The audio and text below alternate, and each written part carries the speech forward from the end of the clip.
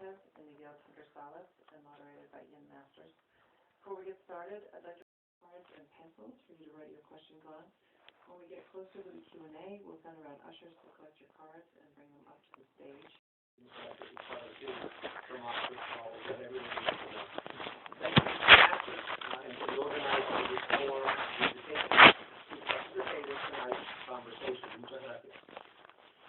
A country where politics has become a zero-sum game, where it's defined by whether or not you won the election, where both sides created and circulate an internal narrative that interprets reality that conforms to their ideology and closes the door to other interpretations, therefore making sure that facts become irrelevant.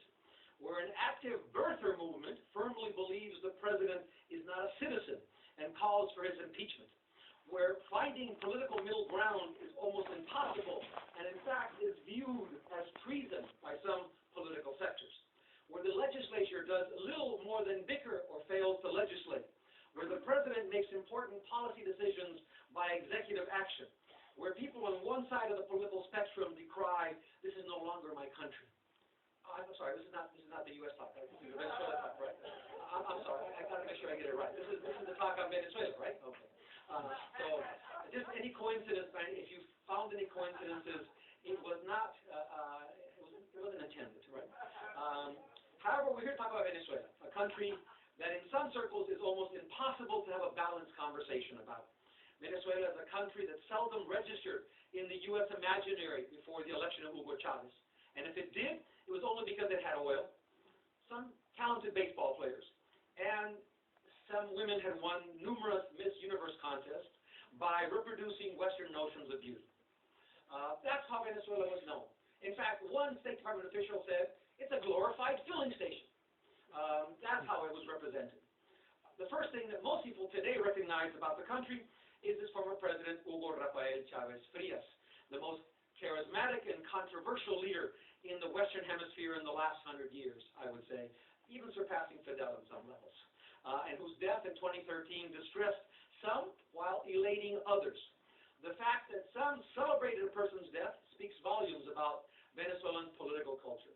The political discontent and the support of social movements that propelled Chavez to power in 1998 thrust Venezuela onto the international stage, ending its label of a glorified filling station and recast relations with the U.S., Latin America, and the rest of the world. Let's remember that Chavez was the first of many Latin American social democratic or leftist leaders that would assume power after 1990s and 2000 in the wake of what some considered failed economic policies. Venezuela's newfound prominence after Chavez's election reflected the extent to which the country had managed to insert itself into regional and world affairs in a little over a decade, influencing international debates on a wide range of topics. Much of what Venezuela had proposed, including nationalist energy policy, a multipolar international relations, regional integration, national sovereignty, now frame mainstream political debates in Latin America. Undoubtedly, Venezuela's huge oil reserves magnified its importance across the globe. Venezuela's newfound prominence on the international stage is even more dramatic precisely because of its previous disengagement from world matters. Accustomed to dealing with a country that operated firmly within the U.S. orbit, that's the CIA's document, Venezuela is in the U.S. orbit, the Washington political establishment, the media, and many academics in the U.S. appeared ill-prepared for what was transforming or occurring in Venezuela after 1998. Although the U.S. was still an important market for its oil, Venezuela no longer seemed to privilege relations with Washington and instead set out to chart a different course. The so-called Chavez phenomena, however captivating, is not necessarily the best way to understand contemporary Venezuela. While it will be relatively simple to divide Venezuela into periods before and after Chavez's electoral victory and to adopt the U.S. fixation on controversial figures, the action of one person who was in power a little over a decade does not do justice to the history of the country. I would purport instead that oil and the political and economic and social expectations it generates provides a much more comprehensive lens through which to understand contemporary Venezuela. To comprehend Venezuela, political and social values is essential to understand the oil industry and the role that it's played in generating expectations for continued growth and social mobility. It's hard to underestimate the illusory spell that oil casts over the nation, both in the immense profits the elites derive derived and the privileges that some sectors enjoyed, particularly those employed in the industry. Oil and the wealth it generated helped create an illusion for many social classes of a modern nation, of a modern Venezuela. With access to the state, these individuals during the second half of the 20th century were able to improve their conditions. However, not all were. It was, however, an artificial world, one that even the U.S. recognized. In fact, according to Venezuela is a nouveau rich country whose history of dictatorship and poverty was transformed by the emergence of the petroleum industry. The rapidity of this change, however, is often described as having outstripped the cultural progress of the nation, and is frequently said that Venezuela's favored classes have jumped quickly from the ox cart to the Cadillac to the jet plane. Uneven development has left other millions of Venezuelans living in untouched poverty, with so slim a stake in the existing economic structure so as to make economic reform and economic redistribution imperative, unquote.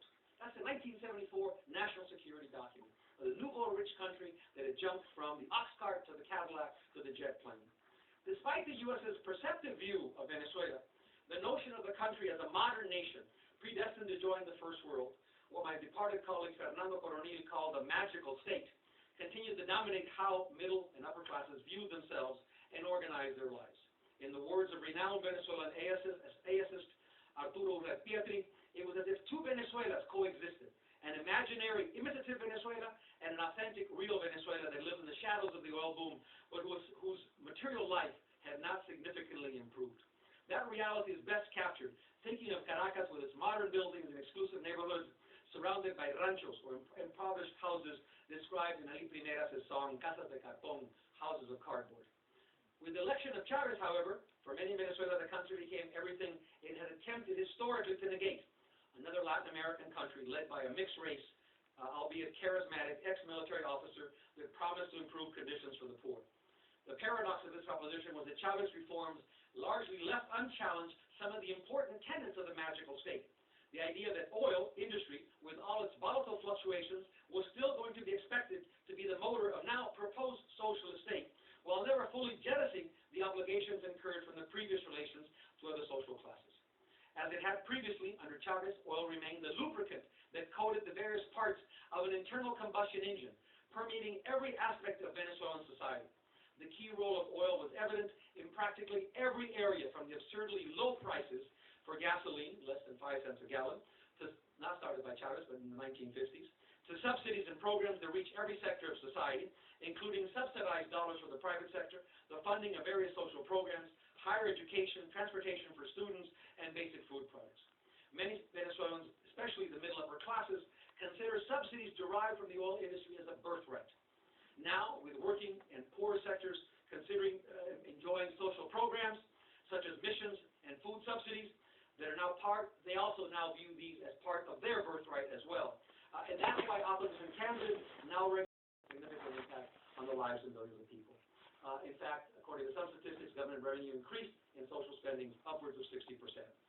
And poverty has declined significantly from a high of 48.6, with 22% living under conditions of austerity and destitute, to 2010, when according to the UN's Economic Commission for Latin America, it dropped to 27.4, and austere poverty to 7%. That's the reality we've experienced in Venezuela at some level. We can always discuss how that's changed recently with all the economic austerity measures, but nonetheless, there was important, significant consumption that increased and became evident in the last decade, while the population increased. This is an important issue that no one wants to talk about. Population in Venezuela has been increasing at a very dramatic clip. In 2001, it was 23 million. Today, it's over 30 million. And that places increasing demands on any political party or any apparatus that comes into power in Venezuela. With the death, Chavez left a tremendous void within social movements and the political process he helped shape. Despite many advances, Venezuela faces multiple challenges, some driven by internal economic and political conditions, and others by changing international circumstances. Nonetheless, Chavez, during his life, remained the singular figure that commanded respect and proved capable of drawing together the diverse political forces that represented the many faces of the Bolivarian Revolution. His death highlights the strength, but also the limits of an all-powerful, charismatic, hyper-presidentialism expected to resolve issues, but whose omnipresence cast others into a secondary role.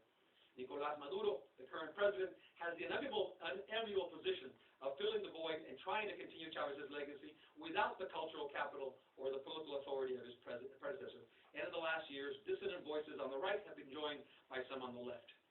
After 15 years in power, yes, there is evidence of political fatigue, apparent in bureaucratization, inefficiency in the delivery of existing services, including the much heralded missions. Dependence on oil continues to create distortions in the economy. Scarcity is still a factor. Crime is still a factor. The contraband has increased tremendously on gasoline and other important factors.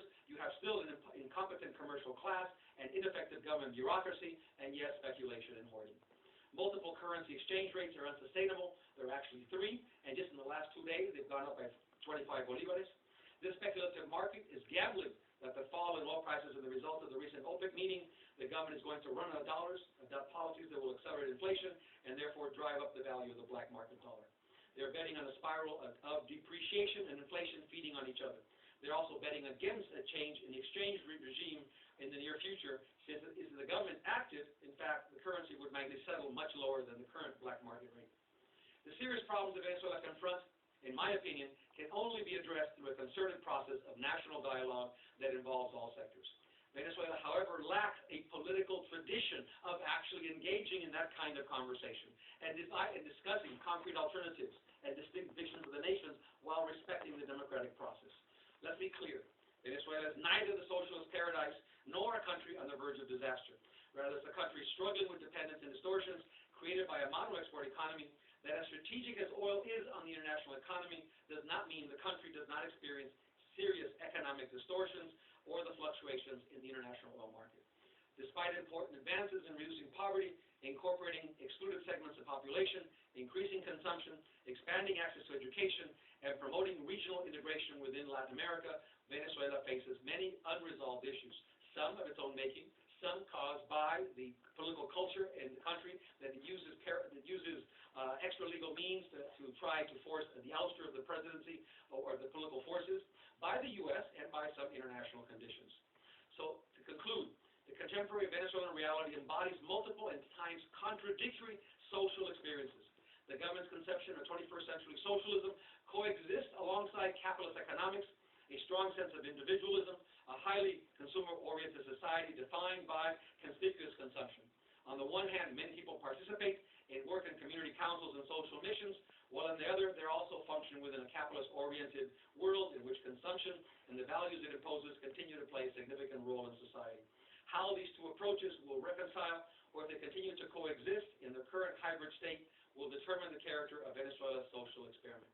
Venezuelans are discerning citizens, capable of making their own decisions, and will lend support to those better able to address their very serious issues they confront. I will conclude simply, no matter what happens in Venezuela, it's very unlikely the country will ever return to the period that existed before Hugo Chávez Frías. Thank you. Sort of a story or an example of one of the problems that the country is facing currently, and that is, I think, perhaps one of the most emblematic examples of how economic policies from the Chávez and Maduro government have actually bred a whole series of distortions that are now undermining the very project that Chávez vowed to set forward. This is based on a story I did for the BBC a couple of weeks ago, and it's, like the title says, about gasoline smuggling across the Venezuelan and Colombian border. Like Miguel said, Venezuela is an oil-producing country, and oil is basically the permeates